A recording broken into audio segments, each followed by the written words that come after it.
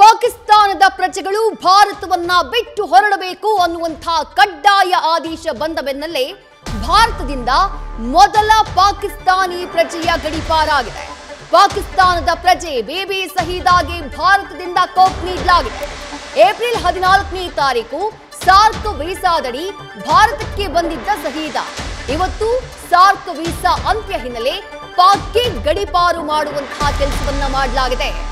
SAARC visa ಅಡಿ ಯಾರ್ಯಾರು ಬಂದಿದ್ದಾರೋ ಅವರೆಲ್ಲರೂ ಕೂಡ ಈ ತಕ್ಷಣಕ್ಕೆ 48 ಗಂಟೆಗಳ ಒಳಗಾಗಿ ಭಾರತವನ್ನ ಬಿಟ್ಟು ಪಾಕಿಸ್ತಾನಕ್ಕೆ ಹೋಗಬೇಕು ಅಂತ ಹೇಳಿ ಸ್ಪಷ್ಟ ನಿರ್ಧಾರವನ್ನ ಸಿಸಿಎಸ್ ಮೀಟಿಂಗ್ ನಲ್ಲಿ ತೆಗೆದುಕೊಳ್ಳಲಾಗಿತ್ತು. ಜೊತೆಗೆ ಇನ್ಮೇಲೆ ಯಾರಿಗೂ ಕೂಡ ಸಾರ್ಕ್ ವೀಸಾನ ನೀಡೋದಿಲ್ಲ ಅಂತ ಹೇಳಿ ಸಿಸಿಎಸ್ ಮೀಟಿಂಗ್ ನಲ್ಲಿ ಡಿಸೈಡ್ ಮಾಡಲಾಗಿತ್ತು. ಅದಾದ ನಂತರ ಆ ಗಡುವನ್ನ ವಿಸ್ತರಣೆ ಮಾಡುವಂತಹ ಕೆಲಸವನ್ನ ಭಾರತ ಸರ್ಕಾರ ಮಾಡಿದೆ.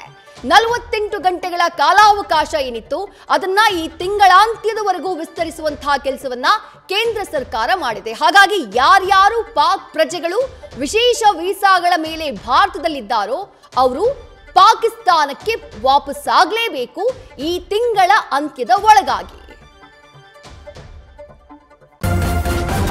ನ್ಯೂಸ್ ಫಸ್ಟ್ ನಿರ್ಭೀತಿಯಿಂದ ನಿಮ್ಮ ಪರವಾಗಿ.